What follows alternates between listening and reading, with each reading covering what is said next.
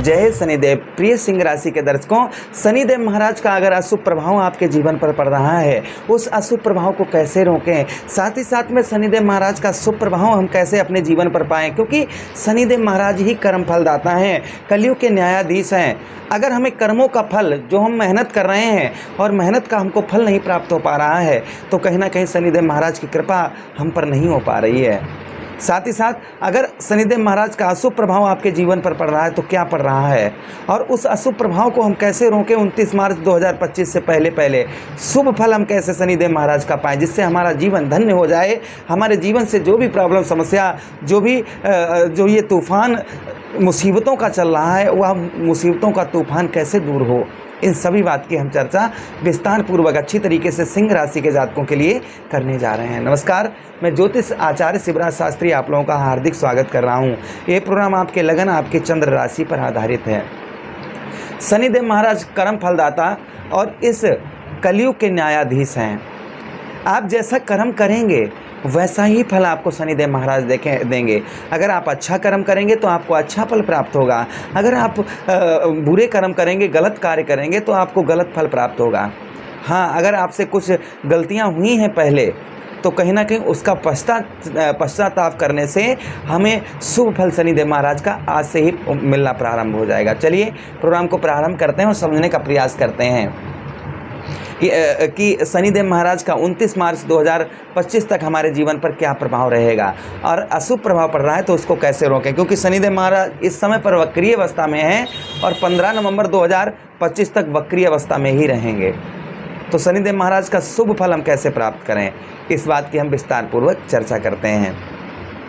17 जनवरी 2023 की वह डेट थी जब शनिदेव महाराज हमारे षष्ठम भाव से लेकर कर हमारे सप्तम भाव पर आए, और सप्तम भाव से हमारे भाग्य स्थान पर दृष्टि डाली, हमारे लगन भाव पर दृष्टि डाली और हमारे चतुर्थ भाव पर दृष्टि शनिदेव महाराज ने डाली, और अभी तक डाल रहे हैं।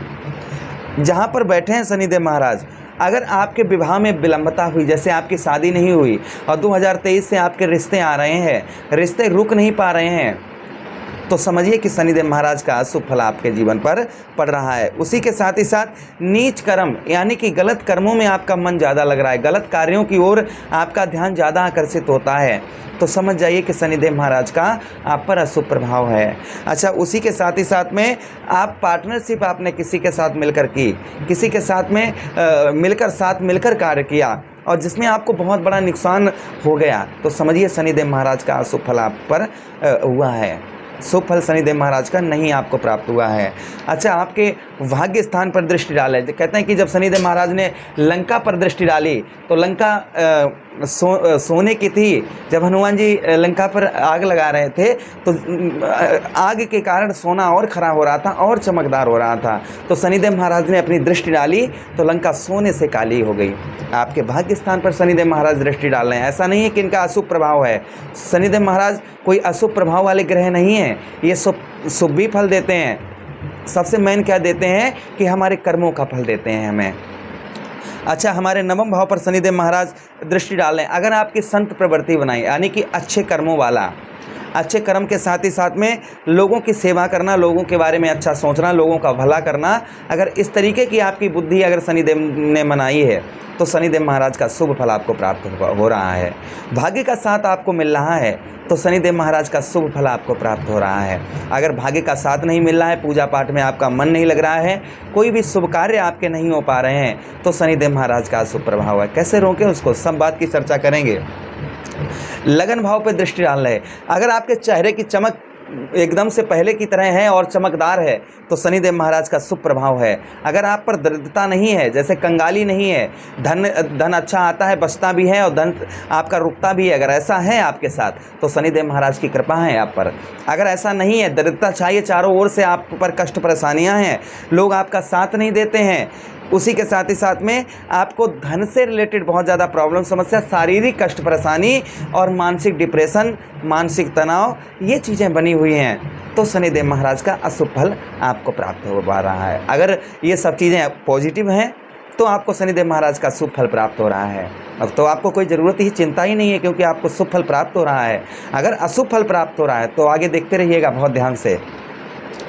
आपके चतुर्थ भाव पर शनिदेव महाराज दृष्टि डाल रहे हैं। चतुर्थ भाव पर यहाँ पर आपको अगर रोग दे रहे हैं, यानी कि कोई ना कोई छोटा मोटा शरीर के अंदर रोग, हड्डी से रिलेटेड रोग, जोड़ों में दर्द परेशानी, उसी के साथ मित्र यारों में पैसा आपका फंस गया, धन आपका फंस गया, कोई वाहन आपने खरीदा जिसका एक्सीडेंट हो गया, 2023 की बात कर रहा हूँ मैं, 2023 से लेकर अभी तक कोई वाहन खरीदा उसका एक्सीडेंट हो गया, कोई प्रॉपर्टी खरीदी जिसमें विवाद हो गया, कोई घर खरीदा जिसमें आप घर में चैन से रह नहीं पा रहे हैं, मित्र यारों में धन फंसा हुआ है, हृदय संबंधी कष्ट परेशानी है, माता का सुख नहीं प्राप्त हो रहा है, तो समझ जाइए शनिदेव महाराज का अशुभ प्रभाव आपके जीवन पर पड़ रहा है। अच्छा, अगर शुभ प्रभाव पड़ रहा है तो आपको वाहन का सुख दिलवाया होगा, कोई ना कोई आपने वाहन खरीदा होगा 2023 से लेकर अभी तक, और अच्छा आपका वाहन भी ठीक चल रहा है। अगर लगातार वो ख़राब हो रहा है कोई वाहन आपका, तो समझ जाइए शनिदेव महाराज का कहीं ना कहीं आप कृपा नहीं हो पा रही है।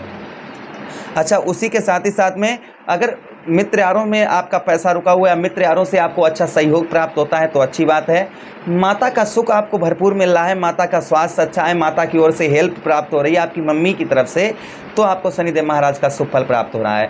कोई प्रॉपर्टी आपने खरीदी है और जिसमें आप प्रॉपर्टी आपको अच्छे सस्ते दामों में मिल गई, और आपने कोई घर खरीदा जिससे सस्ते दामों में घर मिल गया, अच्छा घर मिल गया और खुशी से आप रह रहे हैं, तो शनिदेव महाराज का आप पर शुभ प्रभाव है, अच्छा है। अगर ये उल्टा है इसका, तो समझ जाइए शनिदेव महाराज का अशुभ प्रभाव आपको प्राप्त हो रहा है।